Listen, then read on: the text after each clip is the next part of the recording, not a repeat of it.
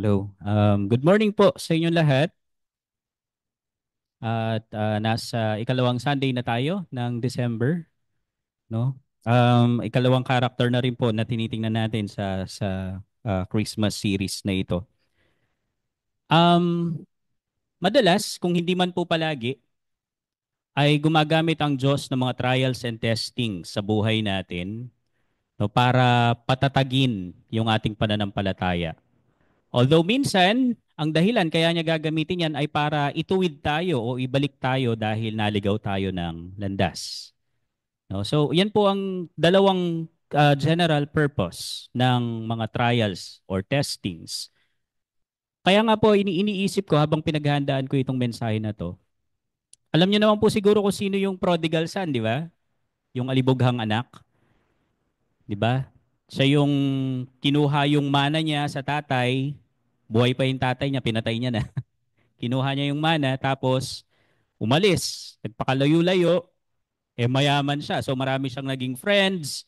Nilustay niya yung pera niya sa kung saan-saan, babae, pagkain, alak, no? Diyan niya ginamit. Tapos dumating yung time, nagkaroon ng matinding taggutom doon sa lugar na napuntahan niya. At naubusan siya ng pera, naubusan siya ng friends. No? Nawalan din siya ng mga babae. Nawalan din siya ng pagkain. So ang ginawa niya, namasukan siyang katulong sa isang lugar kung saan siya ay magpapakain ng baboy. At sa sobrang tindi ng paghihirap na dinadanas niya, alam niyo po, hindi niya nga makain yung ano eh. Wala rin siyang maayos na pagkain. Nainggit pa siya sa baboy. Kaya dumating yung time na gusto niya nang kainin yung pagkain nung baboy, yung pinapakain niya. Ngayon, paano po kung kaibigan kayo nung prodigal son? Ano ang gagawin niyo? Narinig niyo yung kondisyon niya. Uy, ang hirap naman ng kondisyon ng friend ko. Anong gagawin niyo po?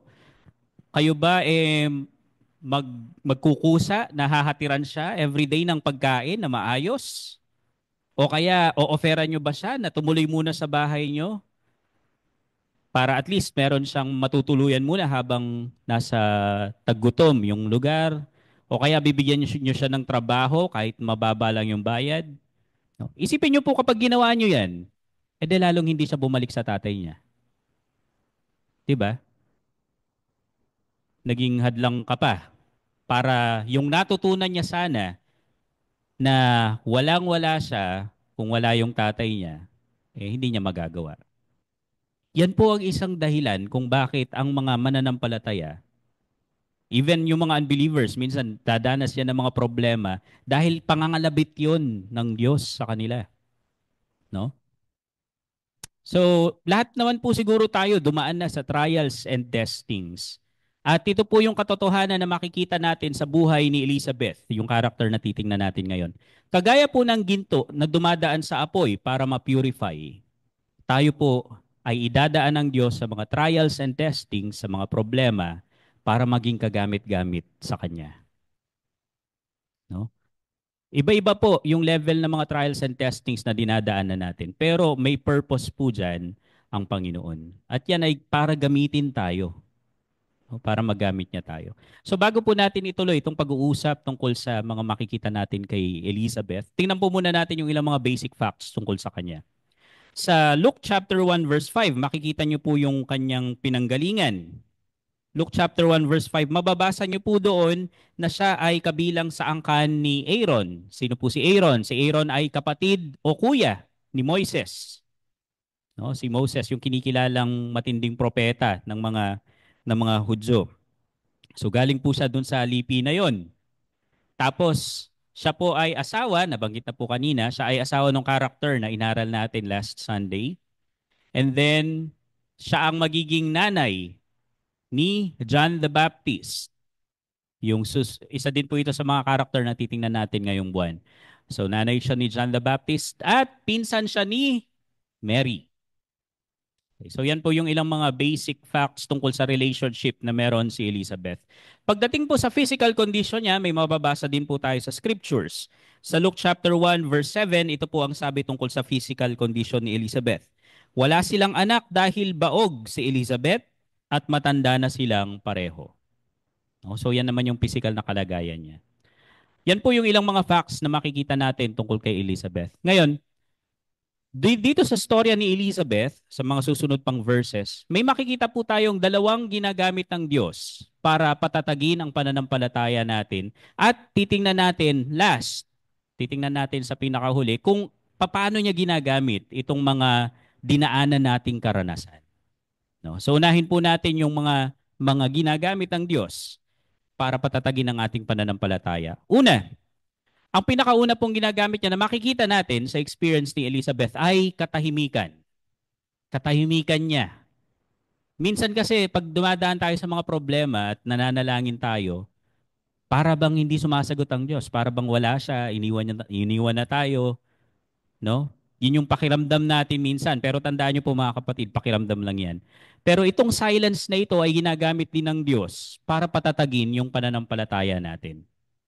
Bago po yung kwento ni Elizabeth, ang pinakahuling propeta po na ginamit ng Diyos para mangusap sa kanyang bayan, para maghatid ng mensahe sa kanila, ay si Malakias, si Malakay. Yun po yung pinakahuling book na meron tayo sa Old Testament. At ito po yung huling mensahe na iniwan ng Diyos na pinadala niya sa kanyang bayan, sa Israel. Madali lang po itong matandaan. 4, 5, 6 lang kasi ito eh. Sa Malakay 4, verse 5 to 6, ito po yung huling mensahe ni Malakay mula sa Diyos. Makinig kayo, bago dumating ang nakakapangilabot na araw ng aking pagpaparusa, susuguin ko sa inyo si Propeta Elias. Ibabalik niya ang magandang relasyon ng mga magulang at mga anak upang pagdating ko ay hindi ko susumpain ang inyong bayan. So yan po yung huling mensahe na ipinadala ng Diyos sa Israel sa pamamagitan ng propetang si Malakias. Pagkatapos po niyan, tumahimik ang Diyos.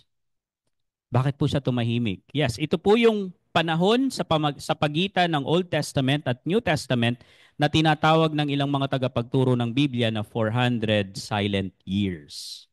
Bakit po siya silent years? Kasi ito po yung panahon na hindi gumamit ang Diyos ng propeta para mag-iwan o magpadala ng mensahe sa kanyang bayan.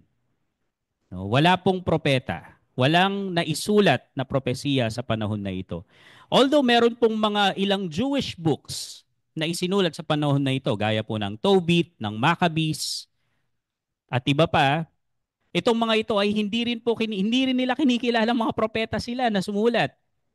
No? Kaya yun po, internal evidence na yon na ang Apocrypha, na kinikilala ng ibang mga religion na salita daw ng Diyos, internal evidence yon na sila mismo yung sumulat, hindi nila kinikilalang sila ay inspired, na sila ay sumusulat mula sa Diyos. Kaya nga po, yung mga Hudyo din, ang pagtingin nila sa mga apocryphal books ay maganda namang basahin. May matututunan ka tungkol sa history ng Israel o kaya sa culture nila. Yes, meron ka matututunan ganun. Pero hindi nila siya ipinapantay sa salita ng Diyos. No? Nirerespeto nila yung mga books na yan, pero hindi nila yan pinapantay dun sa ibang Old Testament books. No? Sa 2 Peter chapter 1, 2 Peter chapter 1 verse 19 to 21, ganito po ang sinabi. Dahil nga rito, lalong tumibay ang paniniwala namin sa mga ipinahayag ng mga propeta noon. Kaya nararapat lang na bigyan nyo ng pansin ang mga sinabi nila dahil para itong ilaw na tumatanglaw sa madilim na lugar hanggang sa araw ng pagdating ng Panginoon. Tulad siya ng tala sa umaga na nagbibigay liwanag sa isipan nyo. Higit sa lahat, dapat ninyong tandaan na ang lahat ng isinulat ng mga propeta sa kasulatan ay hindi ayon sa sarili nilang interpretasyon, sapagkat hindi galing sa sarili nilang kalooban ang mga ipinangaral nila, kundi galing sa banal na espiritu na nag-udyok sa kanila upang sabihin ang salita ng Diyos. No? Kaya po yung mga prophetic books sa Old Testament, nire-recognize nila yan na salita ng Diyos. Pero wala po kayong maririnig ng mga Hudyo na kinikilala yung Apocrypha na salita ng Diyos. No, kahit si Pedro, yun po ang pagtingin sa mga ilang sulat dun sa Old Testament. So, yan po yung pagtahimik ng Diyos, yung 400 silent years. Hindi siya nagpadala ng propeta sa kanila. Ang huling mensahe galing sa kanila ay galing kay Malakias. At tungkol nito sa pagdating ng propetang si Elias na darating sa pagkatao ni John the Baptist. At sino si John the Baptist? Ito nga po yung magiging anak ni Elizabeth. Ngayon, hindi po porket tahimik ang Diyos ay hindi siya gumagalaw. Hindi po porket tahimik ang Diyos, wala siyang ginagawa. Hindi po ganun. Kasi itong 400 silent years po na ito, maraming ginawa ang Diyos dito para ihanda ang mundo sa pagdating ng kanyang anak. Ano po ang mga bagay na ito? Sa 400 silent years, dyan po mabubuo ang mga grupo na tinatawag nating Pariseo at Saduceo. Diba? Basahin niyo po yung Old Testament. Wala kayong mababasa doon tungkol sa mga Pariseo at Saduceo. Pero dahil yung iba sa atin lumaki sa Sunday school, nakasanayan ng may Pharisees at Sadducees, hindi natin masyadong napapansin yung bagay na ito. Diba? Pagpasok ng New Testament, biglang merong teachers of the law and scribes. Tapos may Pharisees na binabanggit pero hindi nila pinapaliwanag kung ano itong mga Pharisees na ito at saka mga Sadducees. Pero itong mga grupong ito ay galing po o nagsimula, lumutang sila, nabuo sila noong 400 silent years. At itong mga grupong ito ay mahalaga dahil sila ang magpaplano at magkakasundo para ipapatay ang Mesyas. Ano pa po yung mga ginawa ng Diyos na paghahanda dito? Sa panahon din ng 400 silent years, dito po na mayagpag, dito bumagsak ang Greek Empire at nagsimulang lumakas ang Roman Empire. Ano po ang kahalagahan nito? Ang Roman Empire ang gagamitin ng Diyos para ihanda yung mga daan, para ayusin ang daan, maging mapayapa yung mga daan at hindi kakatakutan. At yung mga payapang daan na yan ang gagamitin ng mga apostol at mga missionaries, mga evangelists ng early church para ipakalat ang mabuting balita. Dahil sa Roman Empire po yan. At yung Roman Empire na yan ang gagamitin din ng Diyos. Lalo na yung paraan nila, yung torturous death penalty nila na crucifixion, yan ang gagamitin ng Diyos para mamatay ang Mesyas.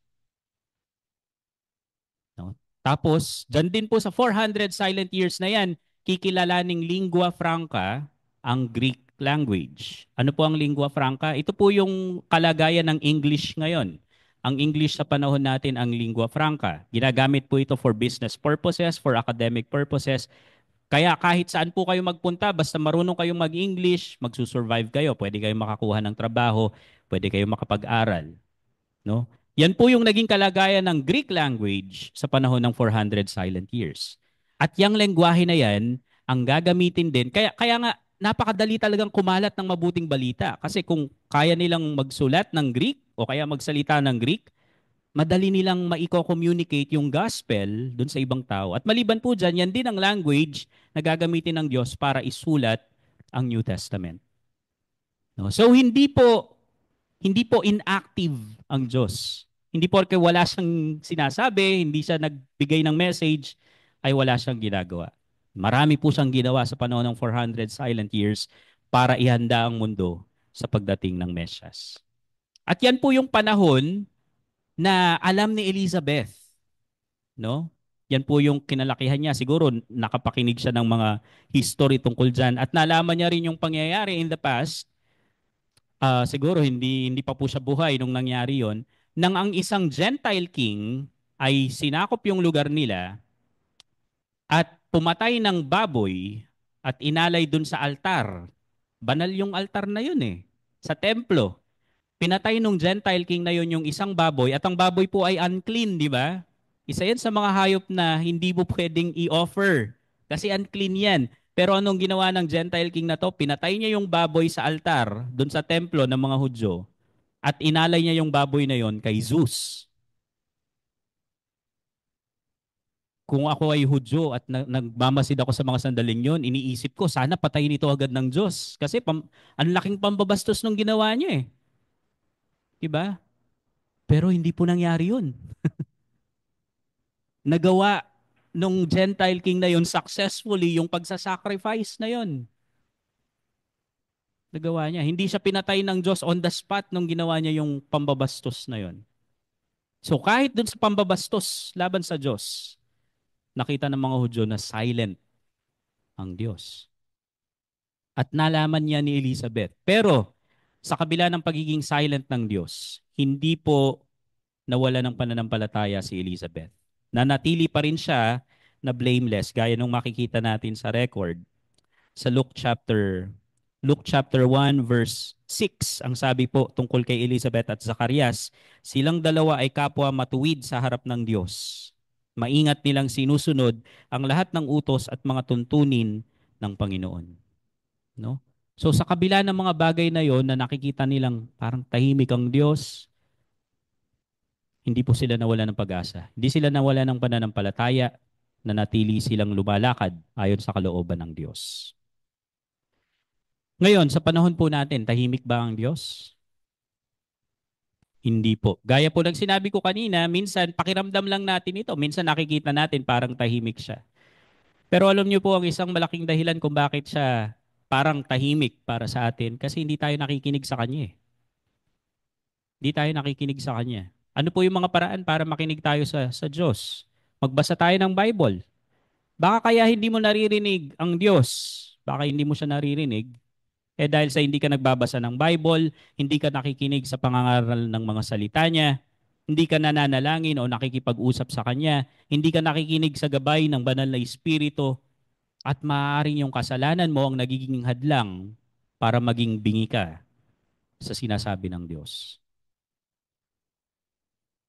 Hindi po siya silent, baka bingi lang tayo. At kung iniisip nyo po na parang walang ginagawa ang Diyos dito sa madilim na mundo natin kasi ang daming masasamang nangyayari, huwag nyo pong kakalimutan na meron siyang mga ambassador dito. Sino po yung mga ambassador niya? Kung kayo po ay mananampalataya, kung kayo ay isang Kristiyano, ambassador po kayo ng Panginoon dito sa mundong ito. No? Kaya nga po hindi niya tayo dinala agad sa langit matapos tayong sumampalataya sa Kanya. Hindi niya tayo agad dinala doon kasi gusto niya maging bahagi tayo sa pagtulong sa mga mahihirap, sa pagtulong sa mga naaabuso, sa pagtulong doon sa mga naliligaw o nabulag na mga false teachers or false prophets. Gusto niyang maging bahagi tayo sa mga bagay na yan. At gusto niya na gawin din nating mga alagad niya o disipulo niya yung ibang mga tao. No, kaya kahit na hindi po natin siya nakikita, kanina inalala po natin ang Panginoon. At although inihintay natin yung kanyang pagbabalik, totoo po ang Panginoong Jesus sa kanyang pangako sa Matthew 28 verse 20. Ang pangako niya po sa atin doon ay ito. Tandaan ninyo, lagi ninyo akong kasama hanggang sa katapusan ng mundo. Kaya although hindi po natin siya nakikita, kasama natin ang Panginoon. At tayo yung ambassadors niya dito sa mundong ito. So sana po, kahit na feeling natin parang silent ang Diyos, kagaya ni Elizabeth, huwag po tayong mawala ng pananampalataya sa Kanya, manatili tayong blameless, manatili tayong lumalakad sa kalooban ng Panginoon. Ikalawang ginagamit po ng Diyos para patatagin ang ating pananampalataya ay yung mga sitwasyon o kondisyon na kinalalagyan natin. Iba-iba po yan. Pwedeng may relation yan sa inyong lumaki kayong mahirap o kaya lumaki kayong mayaman, lumaki kayong merong sakit o kaya lumaki kayong malusog. Ano ang kalagayan nyo ngayon? Kayo ba ay nag-aaral o hindi nakakapag-aral? Meron ba kayong magandang trabaho o walang trabaho? Ano man po yung sitwasyon na kinalalagyan nyo, lalo na kung yan ay problema o pagsubok, yan po ay ginagamit ng Diyos para patatagin ang ating pananampalataya. Paano po ito nangyari kay Elizabeth? Kanina nasabi ko po yung physical condition ni Elizabeth. Mababasa niyo po yun sa Luke chapter 1 verse 7.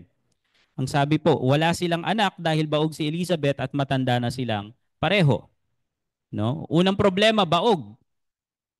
At kung magamot man yung pagiging baog ni Elizabeth, lagpas na po siya sa childbearing age. No? Wala na siya sa panahon ng panganganak. So yan po yung problema. Ngayon, yung pagiging baog ni Elizabeth, ang pagiging baog po kasi para sa mga Hudyo ay hindi maganda. Hindi magandang sign ito. Para dun sa ilang mga Hudyo nga, ang tingin nila dito, ito ay sumpa. Curse. Kapag ikaw ay baog, wala ang favor ng Diyos sa iyo. Maaring namumuhay ka sa kasalanan, kaya ka baog. No? So dahil po dyan, pinagchismisan ngayon si Elizabeth. Kaya nga sabi niya dun nasabi niya sa Luke 1 verse 25 nung tungkol dun sa kanyang pagbubuntis. Napakabuti ng Panginoon. Inalis niya ang kahihiyan ko sa mga tao bilang isang baog. No, yung pagiging baog ni Elizabeth, nagdala po yan ng kahihiyan sa kanya, ng trouble. Pinagchichismisan siya ng mga tao. No, so imagine niyo po kasi ano ito nasa priest lineage si Elizabeth kasama si Zacarias. So talagang very active sila sa temple worship ng asawa niya. So may imagine niyo po yung mga tao pag dumadating siya doon. Tingnan mo yan. No? Napaka-active dito sa templo. Pero kala niya may tatago niya yung kasalanan niya sa atin. Kala niya hindi natin alam na baog siya. Kaya siya baog, di ba? Parusa yan ng Diyos sa mga pasaway. Diba? So yan, pinagchichismisan siya ngayon ng mga tao. At ganyan po tayo minsan di ba? Mga pasimpleng all-knowing. Kung hindi ka man all-knowing, scriptwriter ka. Di ba? Ikaw yung maglalagay ng mga, parang fill in the blanks. Diyan tayo magaling eh. Hindi nga natin alam yung detalye, gusto nating maglagay ng mga detalye. Bakit kaya yung ginawa ni Maris Racal? Diba? So, yung mga hindi na natin alam, tayo yung maglalagay ng mga impormasyon. Tingnan mo yung kapatid na yan. Kaya yan na ospital kahapon. May kasalanan yan eh. Palo yan ng Diyos sa kanya eh. Bagay nga sa kanya. Oy, tingnan mo yung pumasok na yan. Wala yung trabaho hanggang ngayon. Kasi hindi yan lumalakad dahil sa kalooban ng Diyos eh. Feeling ko yung kasalanan niyan ganito eh. 'Di ba? So, mahilig tayong gumawa ng mga ganyan. Nagchichismis tayo, sasabi tayo ng mga maling bagay tungkol dun sa mga tao na hindi na natin alam na hindi natin dapat gawin. Mga halimbawa po yan ng paghatol na ginagawa natin, minsan sa mga kapatid, minsan sa mga hindi natin kapatid. At hindi po dapat yon. No, ang dapat natin gawin, ipanalangin natin sila sa kondisyon nila. Huwag po natin silang gawing chismisan sa prayer meeting. Hindi po yung mga kapatid, hindi to chismis ha. Pero gusto ko lang i-share to sa inyo para mas mapagtulong-tulungan natin siyang maipanalangin. Alam niyo si Kuya Jepoy, ganito yan eh. Tapos niyang ikwento yung mga karumal-dumal na kwento. Sasabihin niya ulit sa huli. Ulitin ko ha, hindi to chismis. Kaya ko to sinasabi sa inyo para mapagtulungan natin siyang maipanalangin kasi concerned tayo sa kanya. No, pasimpleng chismis lang eh. Hindi po tayo dapat ganun. Hindi dapat ganun yung gawin natin. Ilapit natin sila sa Panginoon. Pero alam niyo po dito, kahit na ganito yung pinagdadaanan ni Elizabeth, kahit ganyan yung kalagayan niya, nanatili po siyang blameless. Hindi siya nagrebelde sa Diyos. Hindi siya nawala ng pananampalataya. No? Nanatili siyang blameless. Hindi niya sinugod yung mga kapitbahay na nagchichismisan tungkol sa kanya. Hindi niya inudyukan yung asawa niya, "Uy, dear, pagtanggol mo naman ako. Hindi na ako makabili ng mantika dyan sa tindahan kasi hiyang-hiya ako eh." Diba? Hindi niya inuudyukan yung mga nasa paligid niya para ipaghiganti siya. Hindi siya nanunugod ng kaaway. Nanatili siyang blameless. Pero ito po yung twist ng story. May twist po dyan eh. Yung asawa niya, malapit nang mamatay. Pero, nabunot siya para sa isang napakahalagang gawain. At yun ay para magsunog ng insenso sa altar. Rare opportunity po yan. Rare opportunity. Malapit na siyang mamatay pero nakuha niya pa yung rare opportunity na yon. Gaano po ba ka-rare itong opportunity na to? Meron pong 24 divisions ng priests sa Israel sa panahon na ito. At bawat division, merong 1,000 priest na nagsaserve. 1,000. Ilang priest po lahat ang meron? 24,000 na priest. Ganyan karami yung nagsaserve dyan. So yung iba, makakasabay mong magsaserve, pero isa lang po yung magsusunog dun sa insenso sa altar. Kaya nga yung ibang mga priests, karamihan po sa kanila, karamihan ng mga priest, minsan lang nila itong nararanasan sa talang buhay nila. Minsan lang. Yung iba nakakamatayan na nila. Si Zacarias malapit nang mamatay, di ba? So ano ngayon? Ang ganda nito. Ang ganda nitong opportunity na to. Isang napakagandang sign nito na ang Diyos may favor sa family ni Zacarias at ni Elizabeth. No? May favor sila sa kanya. Pero tingnan niyo po Dito nyo makikita yung character ni Elizabeth. Kahit na napakaganda nung opportunity na yun na dumating sa asawa niya, hindi po siya naging snob. Hindi siya naging mayabang. Hindi niya sinabi na, oh, nasan kayo ngayong mga chismosa? Sinasabi nyo, wala sa amin ang favor ng Diyos dahil baog ako. O ito ngayon, yung asawa ko, siya yung magsusunog ng insenso sa altar. No? At maaaring kung si Elizabeth ay snob, very proud siya siguro kapag lumalabas na yung usok doon sa insensong sinunog ng asawa niya, di ba? Pero hindi po ganyan si Elizabeth. Again, nanatili po siyang blameless. No, hindi niya pinakitang mayabang siya. Hindi siya parang naggiganti doon sa mga taong nandoon. Ganyan po kasi tayo, kapag nasasaktan tayo, gusto nating gumanti eh. No? Pag nasasaktan tayo, kahit makapag-post lang tayo sa social media ng mga screenshots ng usapan, gagawin natin, masaktan lang din yung nakasakit sa atin. No? Pero hindi po tama iyon. Iwan po natin yung paghihiganti sa Diyos. Yan naman po yung sinabi niya sa kanyang mga salita eh. Ang sabi niya sa Romans 12 verse 19. Ang sabi po ng Panginoon, mga minamahal, huwag kayong maghihiganti. Ipaubaya ninyo iyan sa Diyos. Sapagkat sinabi ng Panginoon sa kasulatan, ako ang maghihiganti, ako ang magpaparusa. No? So, hindi po naghiganti si Elizabeth. Kahit na ang ganda na ng kanyang kalagayan, hindi siya nagmataas laban doon sa mga kanyang mga kababayan niya. So, ipaubaya po natin yan. At kung dumadaan po tayo sa mga problema, sa mga pagsubok, isipin po natin ito sa same book, sa Romans chapter 8 verse 28. Napakaganda po nito. Alam natin na sa lahat ng bagay, pansinin niyo po yun ha, hindi sinabing sa mga mabubuting bagay, sa lahat ng bagay, anuman po yung pinagdadaanan nyo, sa tingin nyo man ay masama yan o mabuti, gumagawa ang Diyos para sa ikabubuti ng mga umiibig sa Kanya na Kanyang tinawag ayon sa Kanyang layunin. No? So kung kayo po ay anak ng Diyos, sumampalataya kayo sa Panginoong Yesus, anuman po yung pinagdadaanan nyo, ginagamit yan ng Panginoon para sa kabutihan nyo. Para mas maging kawangis kayo ng Panginoong Yesus.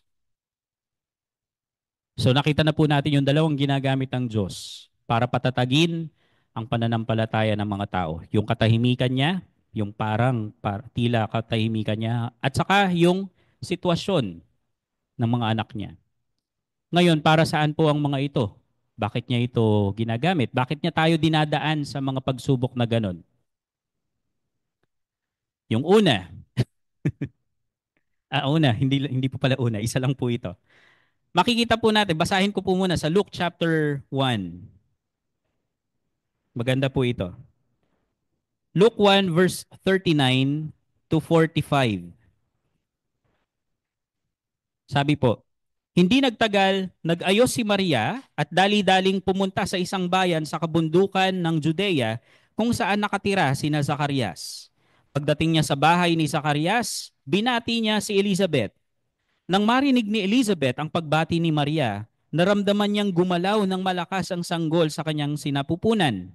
Napuspos ng banal na espiritu si Elizabeth at malakas niyang sinabi, higit kang pinagpala ng Diyos sa lahat ng babae at pinagpala rin niya ang magiging anak mo.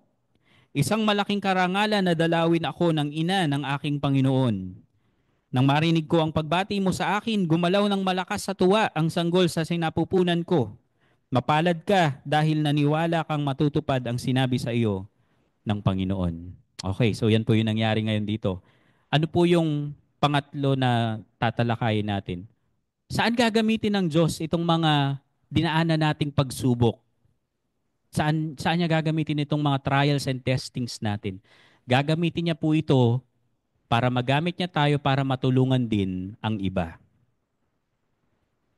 Kapag napagtagumpayan na natin yung mga trials and testings na yan, gagamitin tayo ng Panginoon para alalayan din yung ibang tao. Hindi po basta-basta, hindi madali yung pinagdaanan ni Elizabeth. Hindi naging maganda yung tingin sa kanya ng mga tao sa paligid dahil sa pagiging baog niya. Pero hindi po siya nawala ng paniniwala sa Diyos. Nanatili siyang tapat sa Diyos sa kabila nun. At niregaluhan po siya ng Diyos ng isang himala. Hindi po yun tsamba ni Zacarias. Isang himala po yun mula sa Diyos. Ngayon, yung pinsan niya na si Mary, dadaan din sa ganyang klase ng pagsubok. Paano po naging pagsubok yun? Malalaman ng mga tao, buntis si Mary. Alam niyo po, pag-usapang buntis, magaling sa math yung mga tao, di ba? Magka-calculate yan agad eh. 9 months, babalik. Tapos iko-compare niya kailan kayo nakasal. Di ba? So alamin nila kung naipanganak ka ba sa kasal o hindi. Galing nila sa math, no? Eh, totoo naman, nabuntis si Mary, hindi pa sila kasal ni Joseph. So ano po magiging tingin nito ng mga tao? Di ba? Hindi po magiging maganda ang tingin nila kay Mary, kahit kay Joseph. Kung kayo po ay nasa panahon na yun at sinabi ni Mary sa inyo, uy, sabi sa akin ng angel, mabubuntis ako eh.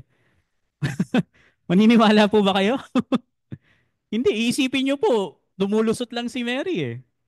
No? Kasi walang scientific explanation tungkol sa virgin birth niya. Kaya kung sasabihin niyang angel kasi yung nagsabi sa akin, mabubuntis daw ako. Tapos virgin birth daw ito, galing ito sa Diyos. No?